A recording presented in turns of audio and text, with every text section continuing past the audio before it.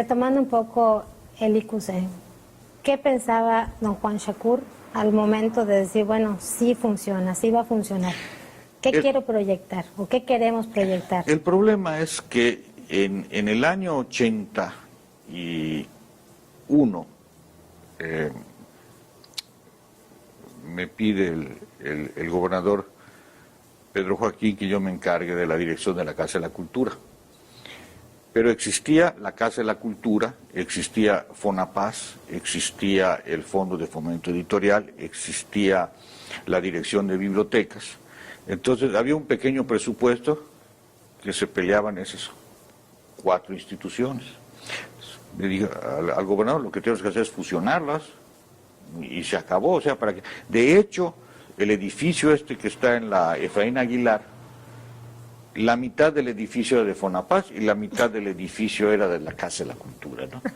Cuando yo llego había un pleito feroz, hasta por los ladrillos, que le correspondía a una institución, que le correspondía a la otra institución.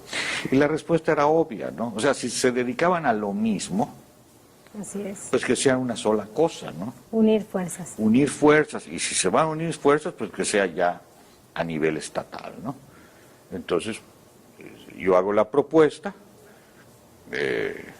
en 1982 y la propuesta se aprueba creo que el 7-9 de junio del 83 en la legislatura. Me acuerdo que estábamos presentes allá como público en la sesión del Congreso. Ahí estaba Rosalía Gianetti, que fue la última directora de Fonapaz, ahí estaba un servidor, estaba Helio Carmichel, Maricena Moreno, o sea, don Elías Abushapki, que era el administrador de Fonapaz, ¿no?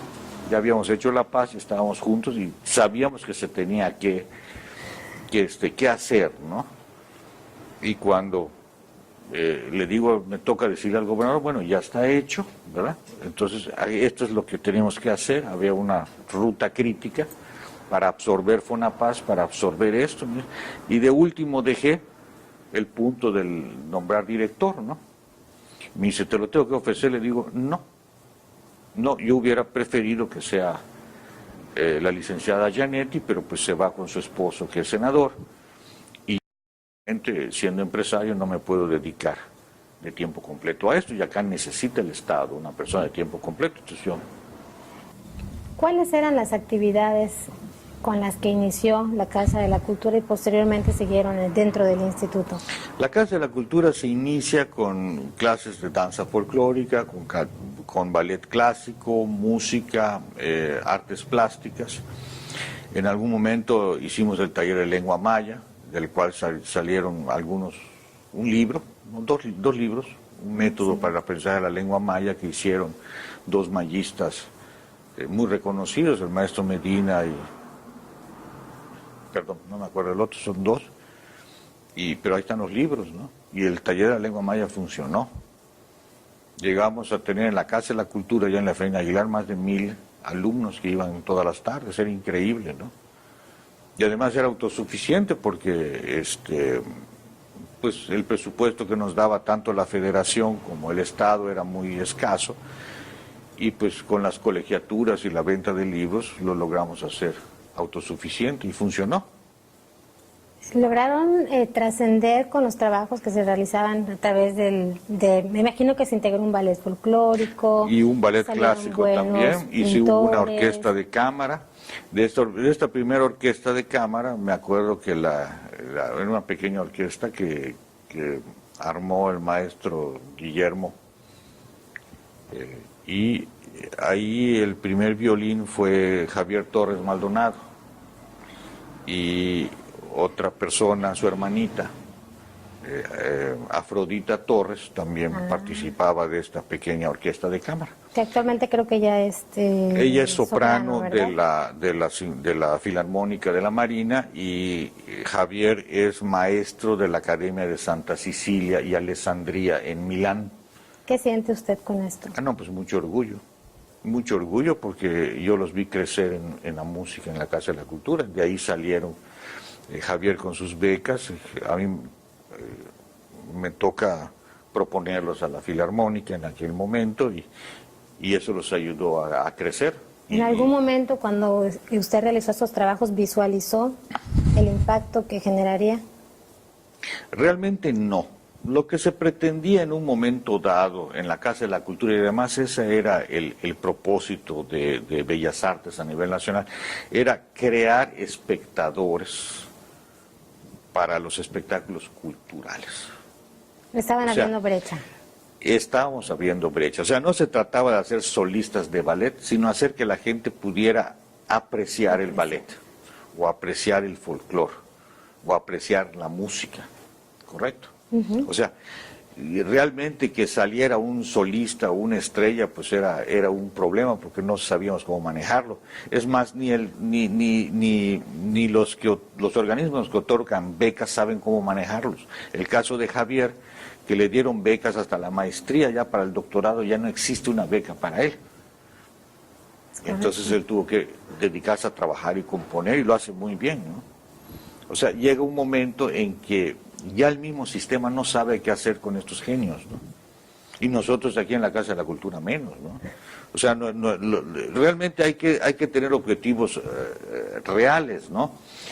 En la ciudad, por ejemplo, no hay propiamente un teatro, ¿no? Pero, ¿qué es lo que se trataba? De ir llevando a la gente a pequeños auditorios, como por ejemplo el de los Constituyentes del 74, el auditorio de lo que fue la Fonágora, hacer espectáculos ahí, que la gente se fuera acostumbrando a ello, ¿no? Porque además Quintana Roo es un caso muy curioso. Aquí se da, por ejemplo, la pintura muy bien. Aquí tenemos al maestro Carmichael, tenemos a su heredero, a Guillermo Ochoa, tenemos a Marcelo Jiménez en Carrillo Puerto, tenemos a Giovanni Abachadur en Cozumel, a don Francisco Joil aquí, pero son aves solitarias, porque la pintura es un trabajo solitario de una sola persona. ¿Sí? ¿Sí? Más difícil es organizar una orquesta, porque es el trabajo de muchas personas. ¿Sí? Entonces las artes solitarias sí se nos da bien, pero las artes, digamos, que requieren del conjunto de esfuerzos se nos complica mucho. Por eso los ballets nunca han perseverado, por eso la sinfónica ha sido tan complicada de comprender, porque somos básicamente solitarios, ¿no? Definitivamente. ¿Cómo considera que nos encontramos culturalmente hablando actualmente? ¿Se ha generado un impacto?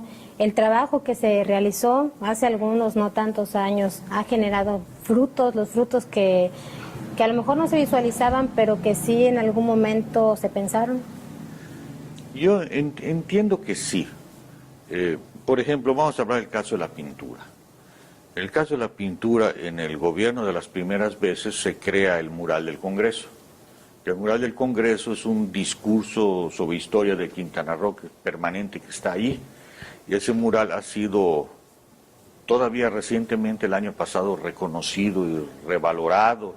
Hasta se hizo una estampilla que circuló a nivel mundial con el mural, y es hoy en día el punto obligado de todos los visitantes, ¿no? Entonces eso es importante. O sea, hay bases que se han puesto, ¿no? El caso de la antología y las reimpresiones del álbum monográfico son libros que cualquiera que pretenda escribir sobre Quintana Roo tiene que ir sobre ellos, y a partir de ahí caminar, ¿no? Me siento muy orgulloso de haber vivido aquí, de haber participado en la evolución de la ciudad en muchos aspectos, ¿no? Culturales, empresariales, etcétera, ¿no? Eso sí, para mí me hace sentir muy bien. Me gusta porque yo nací en Mérida, viví hasta que tenía yo 20 años en Mérida, pero Mérida era una sociedad ya en aquel entonces en la que todo estaba hecho. Claro. Y era muy difícil que una persona pudiera. Es como un juego de póker, ¿no? De un casino. Tú no puedes sentarte a una mesa en que ya la jugada está avanzada, ¿no? Porque te acaban y te comen. En cambio, en Quintana Roo, todo mundo hasta hoy tiene la oportunidad de hacer, ¿no? De hacer y de crecer y de participar, ¿no? Hemos visto en los últimos 44 años cómo ha surgido una ciudad que es enorme, la más importante turísticamente hablando en Latinoamérica, y ahora vamos a llamarle su gemelita, que es Playa del Carmen, ¿no? Ahora tenemos aquí el desarrollo de Majagual, que nos va a atropellar también, ¿no? Así como Cancún empujó a Playa del Carmen empujó también a la Riviera y a Tulum, eso nos va a pasar a nosotros con Majagual y Bacalar y Chetumal.